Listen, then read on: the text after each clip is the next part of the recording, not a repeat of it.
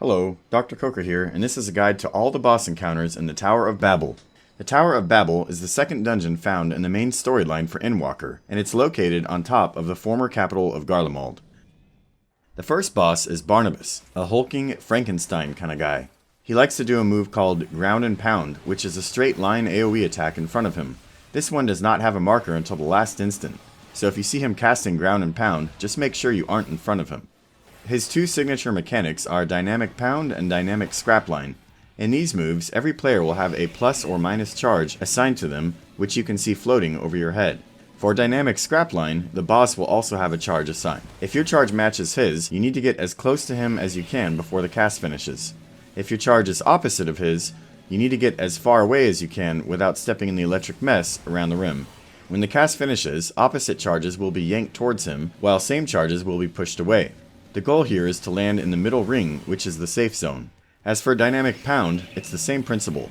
The difference is that the boss gets out of the way and puts a line AoE mark on the ground, and it's this mark that gets a charge. So again, if your charge matches the line mark's charge, then get close, but if your charge is opposite of the line mark's charge, then get away from it until the cast finishes.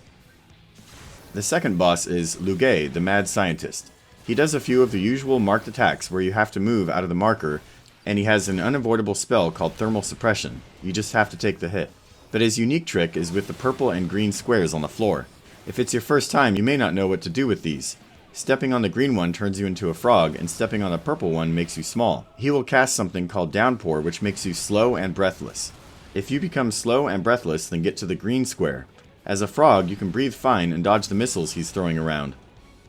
If you see a bunch of chakrams appearing on the edges and marks covering the whole floor, step on purple and turn to small to avoid being decapitated.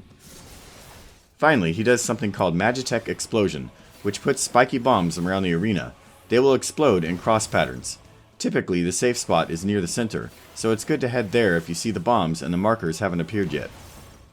The third boss is Anim, the big fleshy primal made out of Varus.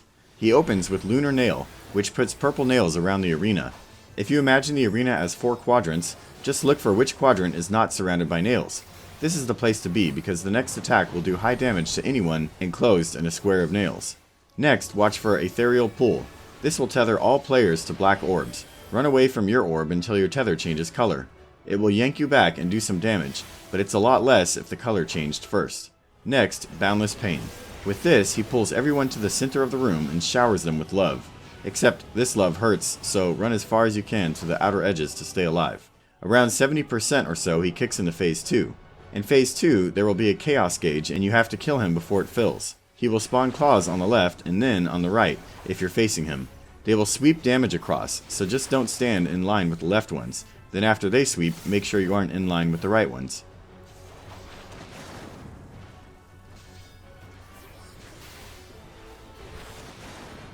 He'll also do Erupting Pain.